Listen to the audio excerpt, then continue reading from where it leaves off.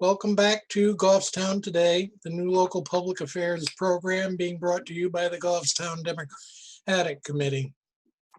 Our goal in this program is to provide meaningful discussions of the local and state issues important to the greater Goffstown community.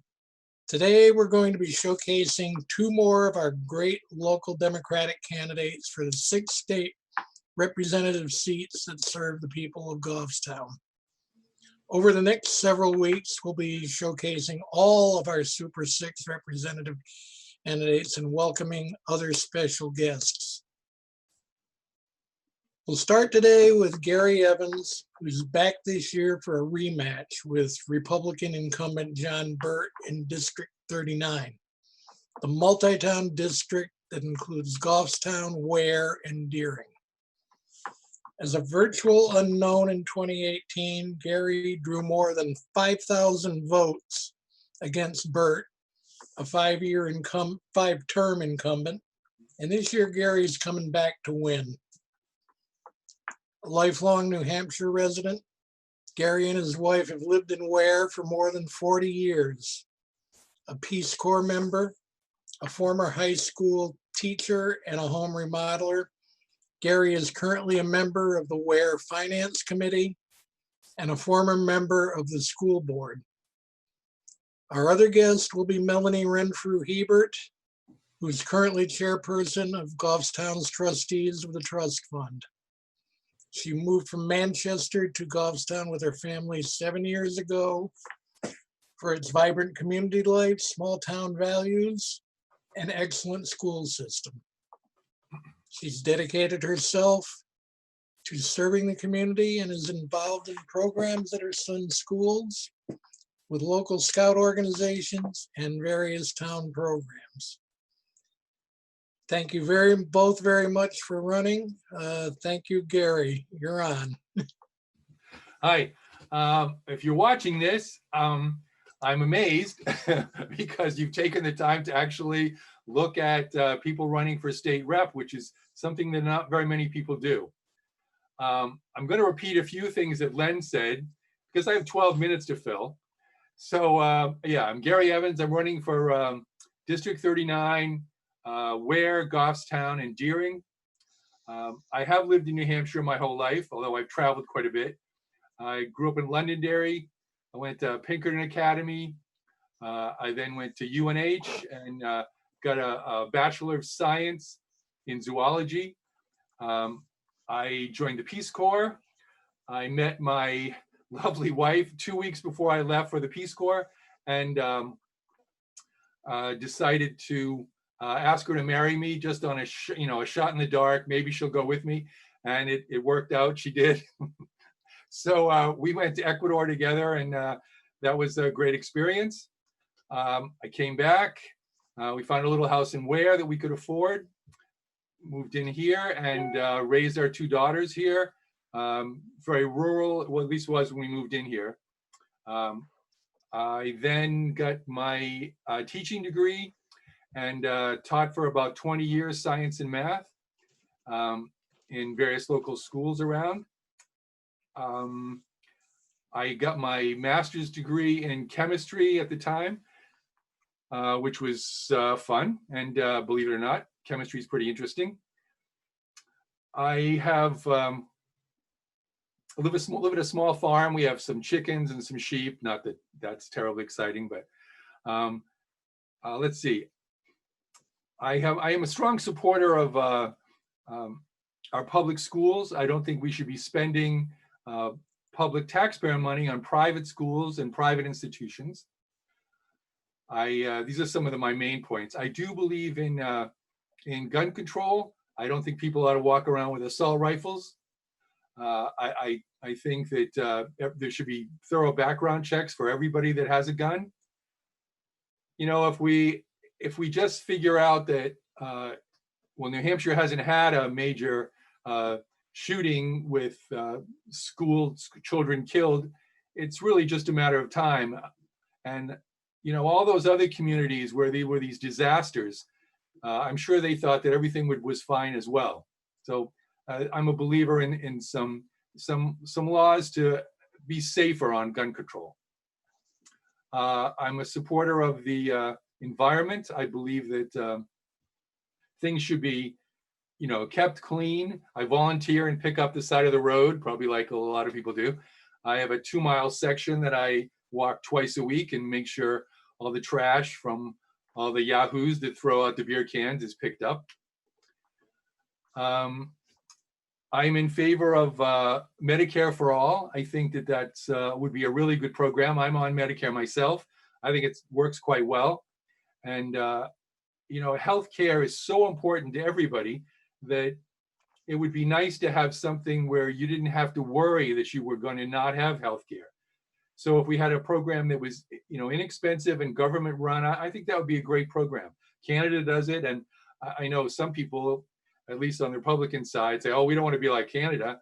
But I have friends in Canada and they love it. Let's see. I'd like to see a higher minimum wage in New Hampshire. $7.25 is what the going rate is right now. As I said to someone, I had a part-time job at a supermarket 50 years ago, and I was earning $7 an hour. And to think that it's, all this time later, 50 years later, and it's still basically the same. That's pretty bad. I don't know how you could possibly live on that salary. I would be in favor of the legalization of marijuana.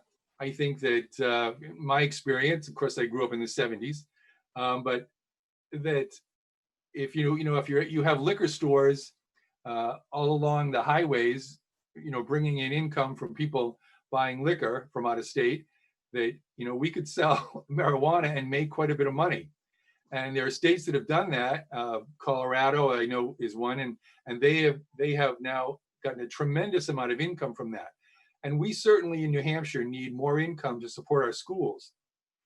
At the moment, as we all probably know, the government in New Hampshire has continually, as the years have gone by, cut back on its support of public schools. So more and more of the support for public schools has fallen on the property taxpayers.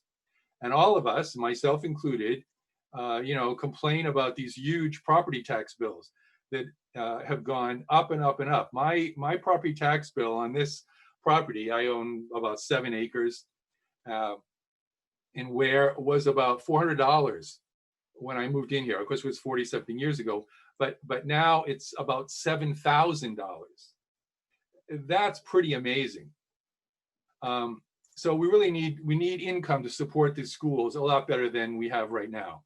And if you have poor communities, which is, the whole Claremont lawsuit was based on that, because you have poor communities where they have small income from taxpayers, and they just have schools that are falling apart, and they can't have good programs, they can't have labs, they can't do a lot of the things that they should be able to do. So that's why I'm doing this. I'm running for this state rep because I think I'm a caring, honest, well-educated, and fairly intelligent person who will give reasonable votes on all these things that come up in New Hampshire, things that I know everybody cares about. I wanted to take a couple minutes, since I've given you my background and everything else, to go over some of the votes that my opponent, John Burt, has made. And I've looked through pages and pages, there's hundreds of votes, but he actually has voted so strangely on so many things that I would think that anyone that I know would be appalled at these votes. I mean, I don't think people are really aware of the things he's voted on and how he's voted. And so I'm going to go through some of these, and if you think these are great votes, then you're obviously not going to vote for me.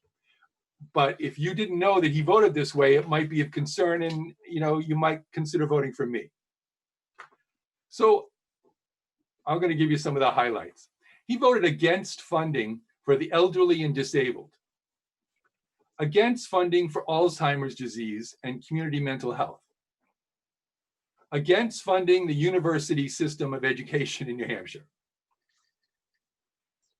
He voted against banning conversion therapy to change a person's sexual orientation.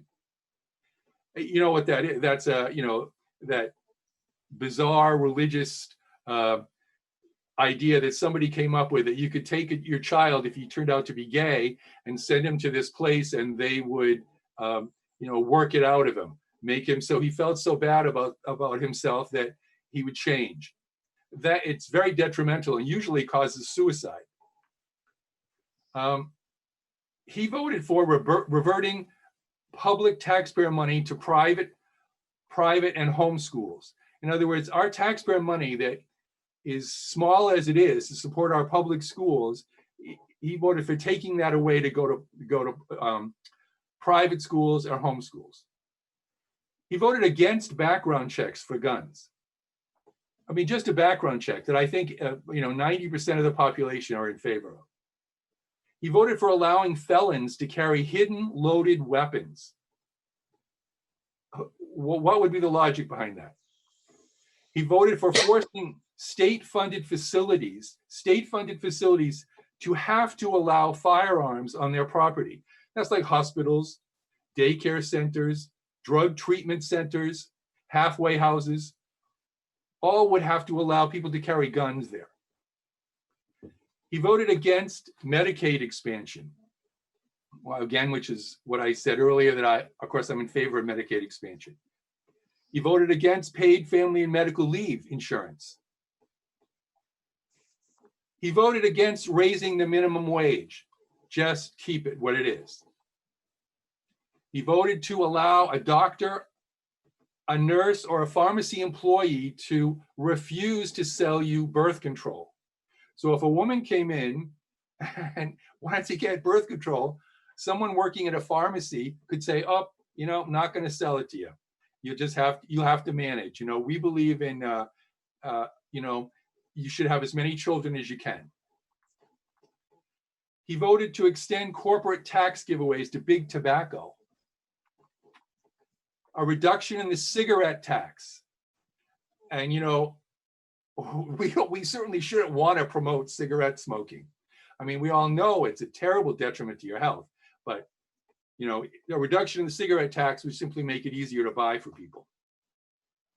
He voted to reduce people with child support payments. He voted for privatizing Social Security, against funding Head Start, the program for pre-kindergarten age kids, where they get some background in school that helps them tremendously as they get older. Am I running out of time? Yes, sir. All right. Well, I'll stop, but I could go on and on. I mean, these votes are, in my estimation, terrible. And you shouldn't be wanting to vote for a person that does these kind of things. So thank you very much. And I hope you'll consider voting for me. Thank you very much, Gary. I can see Melanie chafing at the bit. So with no further ado, thank you and welcome, Melanie.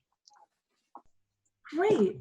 I said all the nice things about you, Len, while I was muted, so I can't repeat. Okay. No, I said thank you very much for inviting me here today. And Gary, you're a hard act to follow. And I appreciate the depth of information you put into your statement today. And I look forward to voting for you. So my name is Melanie Renfrew-Hebert. I have not lived in Goffstown as long as everyone else in Goffstown, but we have been here for about 8 years now. My wife and I live in the Pinardville area with our 2 boys. We came to Goffstown specifically for the small town feeling of Goffstown, but still having access to Manchester and the other big cities. We came here because of the people, and there are really nice people in Goffstown, and I'm grateful to have been able to meet a lot of them. We came here for the school system. The school system was important to us. We have 2 small children, both with autism, and they need significant help to be able to reach the goals that everyone else takes for granted. In the Goffstown school system, we have found caring professionals who are very underpaid and do so much for our kids every day. I can't even tell you. and we appreciate every single one of them. So this school system was a big draw for us, and I know that it's a draw for other families as well, especially as they run into crises at the Manchester school area. I know that they're looking towards Goffstown, and they're looking towards our quality of life here, and they're thinking of moving young families here, as we did. And I want to make this continue to be a town where people can move to, raise a family, hopefully own a home, and then retire to and still be comfortable. That seems to be the Goffstown way of life, and I want to help maintain that. I'll tell you a little bit about me. I grew up mostly in Manchester, got rid of my New York accent pretty early, went through the Manchester school system. Unfortunately, I dropped out of high school at an early age, and it took me a little while to get back into it. I won't date myself, but I did work at Woolworths and at Ames. Most Manchester people know those. But eventually went back to college with a GED. And I went from GED to PhD, a road I wouldn't recommend for everyone. It's a hard, long road, but it worked for me. I did it the last few years, finished my dissertation while I was raising one boy, and now have two. I have a master's in business, I have my MBA, as well as a master's in policy and development, and a doctorate in community economic development. The issues surrounding communities and thriving communities are very important to me. And not just the businesses, self-employment, those are extremely important, and the services that are provided in town and the mix of things that we have available, but also the intangibles like being able to reach out to your neighbors, having that community cohesion is really important to me. And I've made it my job since I moved to Goffstown to run for office and also to support as many nonprofits as I can. And I call them helpers. I work with the Kids Backpack program right now, and I found that to be really satisfying to me to reach out and help my neighbors. I think that most importantly, what I bring to running for office in Goffstown and that I can bring for Goffstown to Concord is my background in housing, in independent living, and also at the state as an analyst for the state at the unemployment office, Office of Economic, Labor, and Market Information, where I worked with Workforce Investment Act funding. So I've kind of moved along in my career with a goal of ultimately working in public service to help the people in town, in my town and across the state to maintain their quality of life. Some of the issues that are most important to me are schools. Our schools are invaluable. I'm going to go off track a little like as Gary did, and I just want to mention I've had some conversations with people who say we don't like our high taxes. I don't see where my taxes are going. I don't feel brave enough today to tackle the idea of our roads because I know what a hot button that is in Goffstown, but I would like to tackle the issue of schools.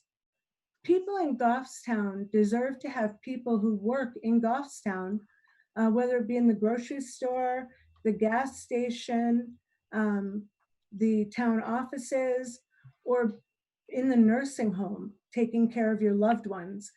They need to be able to depend on those people to have had a quality education going through Goffstown to be able to fulfill these roles when they're older and when they're part of our community. I know myself, I wouldn't want to bring my sons to a pediatrician who didn't get a basic elementary education. That's a little extreme. But I would want to be able to ensure that the people who live and work in my community have had access to quality education, even if I didn't have children. So education, and now for me especially, special education, are important issues to me. And things that I'd like to bring to Concord with me. I want to reach out and have communication with the people in Goffstown and not just have a one-way street of information. I don't want to just go to Goffstown and tell them what we said but I also want to be able to bring that information back down and have conversations with people in Goffstown. Len, am I running out of time? Nope, Because I could talk forever. keep Okay. going. I don't get a word in with the children, so I'm going to get one in here. Right now, for me, I see the most vulnerable populations in Goffstown as being our elderly and being our school children, because right now in a crisis, the school children aren't really sure exactly where their lunches are coming from, or where extra food will come from for the rest of the week. As I said, I've been working with the children's backpack weekend food bag program, and we've provided a ton of resources through the Goffstown Food Network and other funds that have been available to us to children and their families throughout our community during the pandemic. COVID-19 hit these families very hard, and we got to see firsthand how a very short resource like being in school for a full day affects a family's ability to provide for their children. That's just one example. But I also saw the same thing in our elderly population, and I believe that the food pantry would confirm this if there was more instances of people looking for those resources, extra food to make it through until the next check comes. Which brings me to the next check, like Gary mentioned, Social Security and Medicare, federally, and Medicaid, our state program. Those are valuable resources to people in Goffstown as well. I don't know how many people are on or receiving some form of federal or state assistance, but I would imagine it's a considerable number. And to think about cutting those resources at the federal level or cutting them at the state level or voting against them, like Medicaid expansion, to me, that would not be a benefit for Goffstown. So you can look to me to be supporting the needs long-term of people who are on the lower end of pay scales, and this can be working families. Some people forget that. They think it's all unemployed people who access Medicaid and state resources. A lot of child assistance help comes from the state.